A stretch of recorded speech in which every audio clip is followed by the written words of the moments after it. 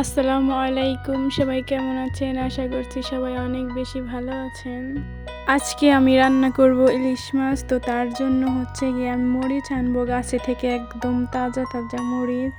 আর এই গাছে কিন্তু অনেক পরিমাণের মরিচ ধরে, সারা বছরই থাকে। এখনো কিন্তু এই গাছে ফুল আছে এখন পর্যন্ত। আর আমি এখান থেকে অল্প কয়টা মরিচ নিব এখন। এরকম গাছ যদি বাড়িতে 3-4টা থাকে তাহলে কিন্তু আর মরিচ কেনার প্রয়োজন হয় না।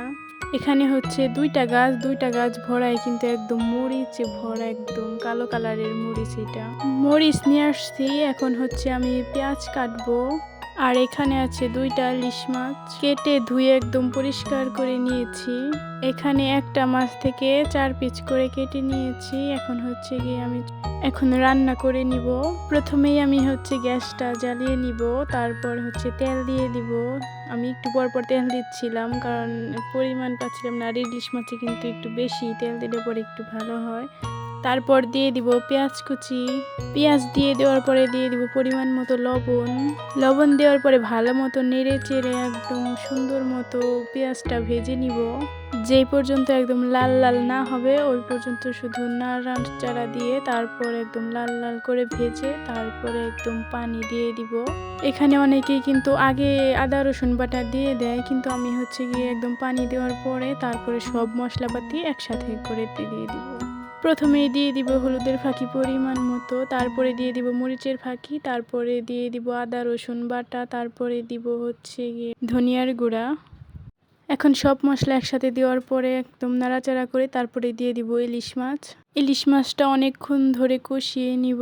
যেহেতু এটা ভাজি নাই, অনেকে কিন্তু ভেজে তারপরে কষায়, এটা হচ্ছে আমি ভাজি নাই, তো তার জন্য অনেকক্ষণ ধরে তারপরে কষাবো। তো অনেকক্ষণ ধরে ভালোভাবে কষাইতেছি। কষানোর পরে এখন দিয়ে দিব পানি পরিমাণ মতো, যতটুকু পরিমাণের লাগে ততটুকু পরিমাণের হচ্ছে পানি দিয়ে দিব। তারপর হচ্ছে ঢাকনা দিয়ে ঢেকে দিব। এখন বলক চলে আসছে, এখন দিয়ে দিব জিরার ফাঁকি। এখন ভালো করে নাড়াচাড়া দিয়ে নামিয়ে নিব। এখন হচ্ছে গিয়ে আমি খাবো।